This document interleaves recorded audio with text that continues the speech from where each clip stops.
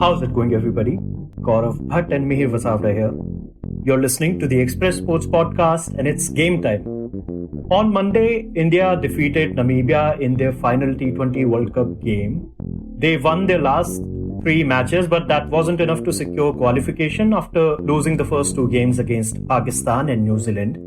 With this comes to an end the T20 captaincy era of Virat Kohli, but more importantly, Ravi Shastri's tenure as head coach of Team India also came to an end.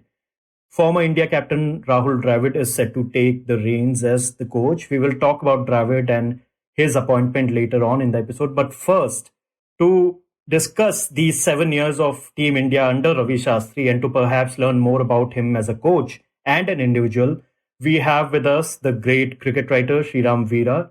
Sriram, who has been following Ravi Shastri's career for a long time, has had several conversations with the man over the years, especially during the tenure as the head coach. He penned the quintessential Ravi Shastri story on Monday. Do check it out on the Indian Express website. The link will be in the description. It's called What Lazy Meme Makers Don't Know About Ravi Shastri. Sriram, what do the lazy meme makers not know about Ravi Shastri? Well, the memes are really funny, and I think even Ravi Shastri has admitted as much. It does bring lots of fun and laughter. Sometimes I wonder, with the kind of traction it gets and the interpretation it sort of extends from there, whether they think that's all there is to the man. A drunken monk who just booms and bombasts and just walks around. Sometimes I get the impression, even from some of my friends ask me this, my relatives ask me that. So I'm extending that is the only worry. So because there is lots more to the man than just those memes. I think the selector, Jatin Paranjpe, who was one of the selectors during Shastri's tenure, he made an interesting point about how much like a hawk he watches the Nets practice, for example. You would think it's part of the job, but I've seen lots of coaches not do that. It's not a mistake as such, but they've made a plan, they will walk away. But Ravi Shastri would just stand there with his dodgy knees like a hawk, and he would watch and he would keep talking. In his mind, he always had you would think that this batsman can do this way. He'll have his little tweaks for each batsman. He will have a word with them and watch for what they're doing. So even in Nets practice, for example, he won't relax. So those are the kind of things, the amount of cricketing intelligence this guy has, the foresight he has, and even extending the meme logic, even when he's drunk, even when he's drinking, this guy loves talking about cricket. He's almost one of the cricket tragics I've seen among former cricketers. People just see a little bit of cynicism or boredom in some of them, but not with Ravi.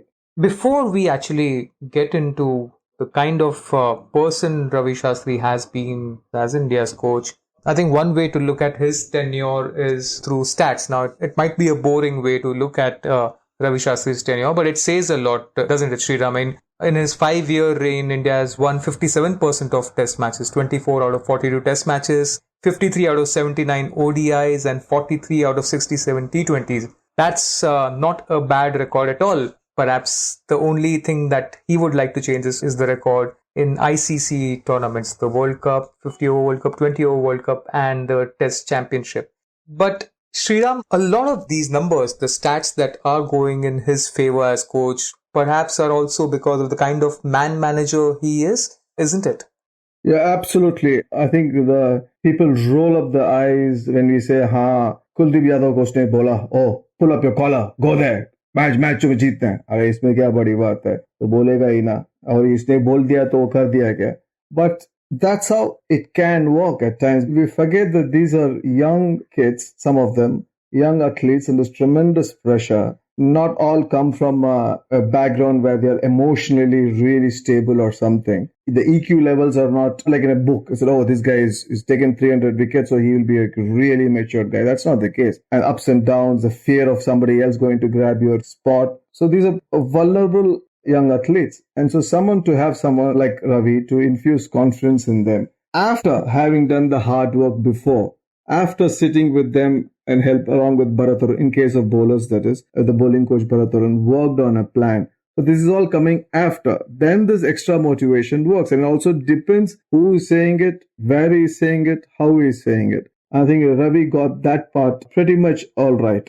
There have been instances where it's not gone down well, I would think. But more often than not, it's gone down well. As you said, the numbers are staggeringly good, especially the test matches, especially the overseas. Before Ravi Shastri, I remember when MS Dhoni was the captain, the kind of attitude that prevailed there was when the media would ask a question about overseas, they will say, yeah, overseas is okay, but what's wrong with doing well in India? And the way it was suggested as if there was a slight defensiveness about it. This guy Ravi came and actively made the players talk about overseas as a dream, as a goal. And then they actively went after it. He made the team. More often than not, they didn't crib about the pitches also. They wouldn't tell you on a press conference or on the side that pitch had more grass or something. They stopped cribbing. They actively went after the test matches to prove themselves. And I think those two are pretty big achievements.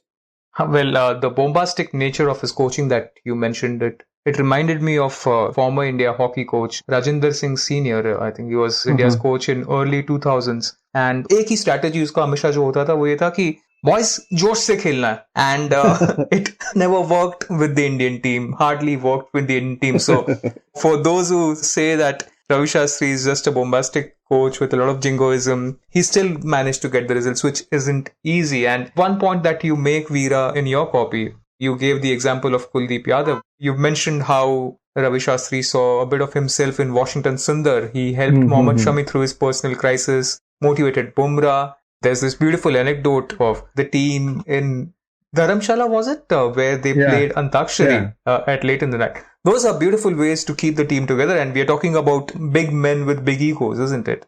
Correct. Yeah. When I said vulnerable, I should have said the other extreme as well. Big players with big egos as well. So you have tussling with the whole lot. Some of them who think they've been there, done that. Some who are trying to find their feet in. And so then you have to tailor your communication, which he did well to a Kuldeep like that. And I've also heard stories, which I couldn't put in the story, like Mohammad Shami could be slightly laxity in the body language. Like 2 years before, you might get chal raha hai. You will sort of get on autopilot. That's probably a better word to use. And Ravi would pull him up in the dressing room before a spell with words of what stuff like that. And other times when he saw that Shami was vulnerable, he would go the other way. With Bumrah, I think it's extremely simple set line there. The only reason I put it there was just to convey the fact that with some big champion bowlers like Bumrah, and Ravi is not a fool to go there and say, come on, you can do it. No, he doesn't. He just, when Bumrah was out and injured, he recognized that even a champion bowler might feel a bit worried. So he said injury, about whether it'll affect my action or not. So he just made a call, and Jatin Paranjpe, the selector, tells me that he made a repeated call just to tell him that don't worry, this injury is not going to affect your action. You don't have to change your action. Small stuff, and then leave it there, and we miss you. That's all. So with Bumrah, that works. So the tailoring the communication, plus, as I said before, all this after doing the hard work in terms of the preparation. You would even got into stuff like where the batsman should stand in the crease. Not should, as a suggestion. So after doing all that kind of hard work, and then on top of this motivation, if you do, then it works. Otherwise, it won't, I guess. Sriram, now you've touched upon players both with vulnerabilities and, with the biggest of egos and self-confidence, self-esteem. Somebody who's perhaps the biggest man in the room is Virat Kohli, who has one of those massive egos with a hint of vulnerability at times also. In that sense, this synergy with Ravi Shastri, that almost a match made in cricketing heavens. What role did Ravi Shastri and his partnership with Virat Kohli play in the Team India setup? Yeah, see, Virat Kohli is a far more talented batsman than Ravi was. And when I mean it, when you, in formative years, as you head into an Indian team, the kind of ambition that Kohli would have had, because he already knew he was. Ravi Shastri had to make himself. But that apart, some of the characteristics are pretty similar. The fieriness, being against the world, and actually loving that the world is against you, whether they are in real or not. But there's constant, like Kohli's constant reference to outside noise. Like, kaun noise kar raha? Kahan se aa raha hai? Sometimes he creates it. Ravi, during his career, faced stuff like that. So I get the feeling that, they love being against the world, and actually, more importantly, they love creating a victim. So that sort of motivate themselves. So that worked. Fiery characters who wanted to achieve far more than they started off with. As you said, when Kumble left and it showed the peak power of Kohli, then Ravi Shastri to step in there where he had to walk on eggshells. I think that he managed well because of his similarity in nature to an extent, in terms of ambition at least, if not the talent. So that worked. I think they were really, really, really good. When Dhoni was quitting, resigned as a captain, he was still there. It was Ravi who made that transition smooth, the relationship between Kohli and Dhoni in that phase. How much you've played or whatever, you're a new captain, you're the new lion in the town, and then you still have Dhoni there. So that would have been a bit tricky. And that was eased through. So Ravi Shastri ensured that was seen through. When the coach shows respect to somebody like Dhoni, then the other players also follow suit. So stuff like that, the initial time, the first 6 months when they struck up a rapport. And I remember you were one of I think the only correspondent who managed to pick the brains of Ravi Shastri immediately after the exit at the 2019 World Cup final. And that's the one characteristic that comes through in your stories as well as the interactions that we have seen with Ravi Shastri is that he's not over defensive about the team's performances. If there are things to be picked upon and stands to be, looked on, he will do that. He spoke about the necessity of a number 4 that wasn't there at the 2019 World Cup. And even on Monday, when he was outgoing, he tried to sum up the tournament. He basically said the bubble fatigue and everything. He said the X factor was missing. So through these conversations, this coach, appears as a coach who's not ashamed to talk about the weaknesses of the team and who likes to put things in perspective, right? Yeah, that's true. He likes to talk up his players a lot in public. If you pick through his Google his coach, you will see best team ever. And this has been saying 4 years back also when it was not the best team ever. Perhaps he saw in the team, took a time for outsiders to see. But that being the case, that's his nature. So he likes to build up that confidence in players and he does talk about. So there might be a bit of hyperbole and it sort of upset a few. I've been surprised with the 2019 World Cup a day after, even in 2018 during the India's tour of England, I remember mid-series, a day after test, he was open to talk, open to admit and said, miss ho gaya. If only ye hota na, we would have blasted them. And he had made errors and you could see that he was not afraid of talking, admitting to it. Most of the errors, strangely, has been in the composition and the balance of the team.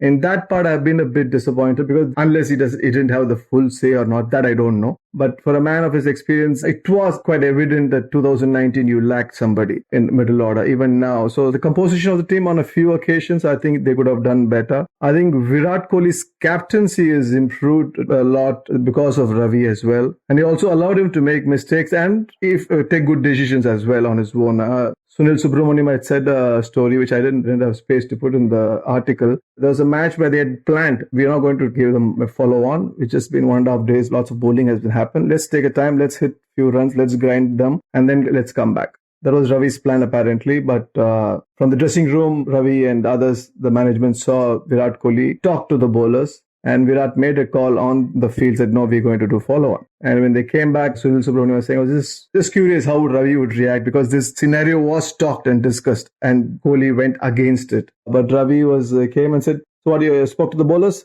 Yeah, the bowlers say they're fine. Oh, cool then, let's go. So that's all. So he said, let's go attack them. Let's go finish them, boys. So he switches on to that, go ahead. Now, another thing, he doesn't dwell on the losses too long. He will say where he's wrong, where they're wrong. But because of this, the caravan keeps rolling on and he knows that there's no point in being stuck too much. So that also helps. He seems to be among the coaches who trusts his assistants a lot. What happens to them now? I mean, do they also go along with Ravi or they stay back with Rahul? I mean, who are the guys? They go back. Bharat, the main guy, the bowling coach, I think he deserves a piece on his own. The kind of trust that Ravi Shastri has on him. Both are childhood friends. From teenage on, they've been playing cricket together. So the trust and friendship was there. And Bharat is saying that I could argue with him. I can argue with Ravi. I can fight with him, which is very important that I could even do that in this role. That was when they were convinced that, okay, I'm going to get the space I want because he trusts me. Even the tour of Australia, the bowling plan was to give middle and leg. So Bharat was saying that didn't seem too great to me initially. Why should we bowl middle and leg? They will whip it. But Ravi convinced me. We had a talk and then I saw his point. I was hooked onto it. We had a field set. It also relieves. And when the injuries happen, even the bowling group had injuries. A young bowler standing on top of the run-up, now he has a very clear, concrete plan. Okay, I'm going to run in, I'm going to bowl there. So now he doesn't have to I have to bowl in swinger, out swinger, what should I do, what should I length? All that was taken off him. He just had to come. He had a target area to bowl. So that plan, apart from it being tailored for the Australian batsmen, it sort of liberated the younger bowlers. There's no tension. All I have to do is run in and bowl there. So that's how it worked for the bowlers. Even though the injuries happened, everybody had a clear target at the top of the run-up. There was no confusion. Similarly, the batsman also is right, but the support staff, since we're talking, Bharat, I think lots of credit for Mohammad Shami's resurgence in terms of bowling and the heavy ball and the fitness to bowl the heavy ball consistently. I think should go to Bharat Arun. Even the younger bowlers, Mohammad Siraj, the way he just burst onto the scene. Arun has been working with him even prior to the Indian team when he was the coach of the Hyderabad Ranji team.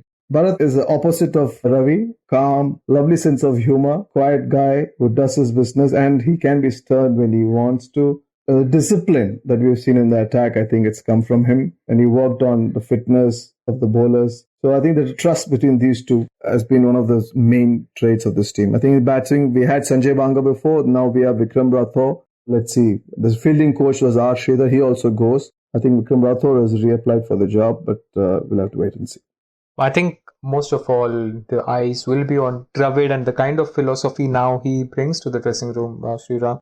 I mean, a lot has been said and written about how fragile the Indian batting lineup looks, especially in test matches, and the capacity to either score big runs through 400, 500, or to get all out in a session or two. Do you think that will be one of Dravid's top priority, or what would be on top of his agenda and when he takes over?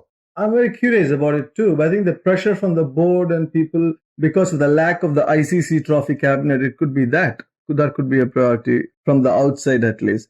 And one good thing about that is we know Rahul Dravid knows what the mistakes have been. It's been the lack of personnel, the correct personnel, the balance in the team, the composition in the team. So it's not the case of going there and revving up people and trying to make them extend their games and change their techniques or change the approach. That's, I don't think, is needed. Having the right man in the right place is what is needed.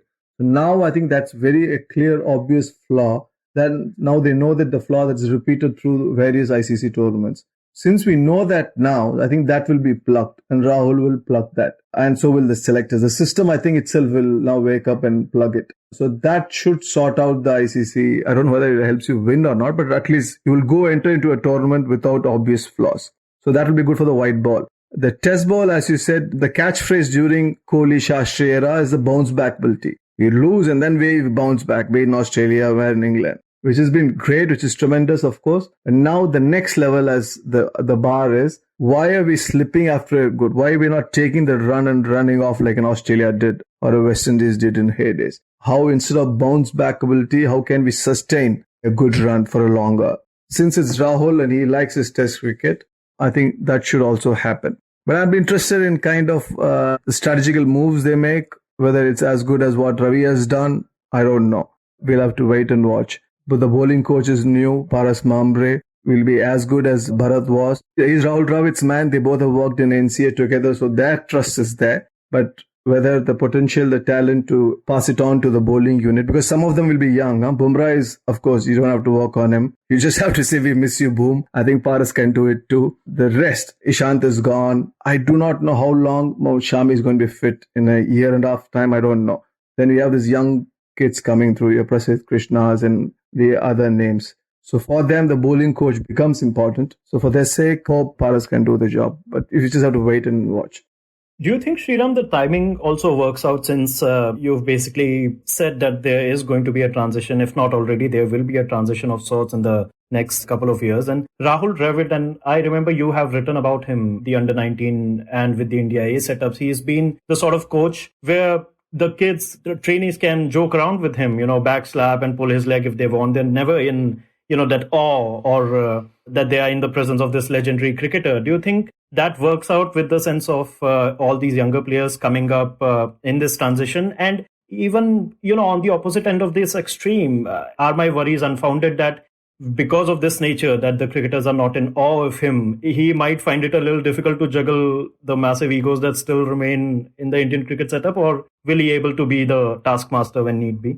Yeah, he can be the taskmaster when he can. I remember there was an India A match where even Kohli went and played. He was with the Indian team. He just needed to practice. He went and played. And the match didn't go well. Rahul Dravid pulled up everybody in the dressing room. The thing with his kind of a stature, of that kind of a stature, being approachable is an advantage, but there'll still always be a line from the other kid to the youngster, because they know it's Rahul Dravid. They can backslap him, but that respect won't go away. So that will be there. And in terms of the ego, I think much of the blood is flown now. I think Kohli has resigned his T20 captaincy. I think one bit is left whether the ODI captaincy is retained or what will happen. But otherwise, now you have a feel that now Rohit Sharma does get his chunk of meat. So he's going to be there. So he's not going to mess up his own record. I mean, his own captaincy stint. Pujara, I think, will be more relaxed if he can ever get relaxed in this team setup. So that kind of things can happen, but some ruthless decisions will have to be taken. The bowling is forced, I think, in terms of fitness, but batsmen in the middle order in test match, I'll be interested to see whether Rahul waits for 6 months or he brings like Surya Kumar Yadav and stuff immediately.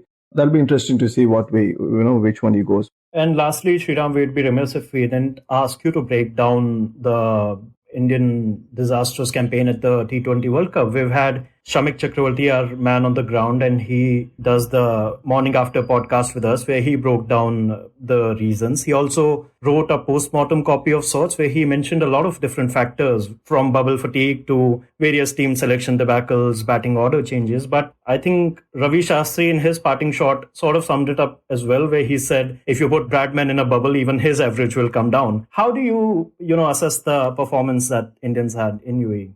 I get the bubble it's a hugely difficult task. It would have had its demands. But because this was the World Cup and you knew just had 5 matches to go, I won't put it entirely down to a bubble. I think these guys have the enough talent to push that out of the system, shirk it out, because they know just 4 matches to go and this is the World Cup. If it was an IPL, if it was a bilateral, it was just one of those long winding series, 2 months to go, yes, I would have understood. So bubble might have played a part in coming, of course. It will have had its effects, but I won't put it up on top. Bradman in a bubble might still have averaged 50, Ravi.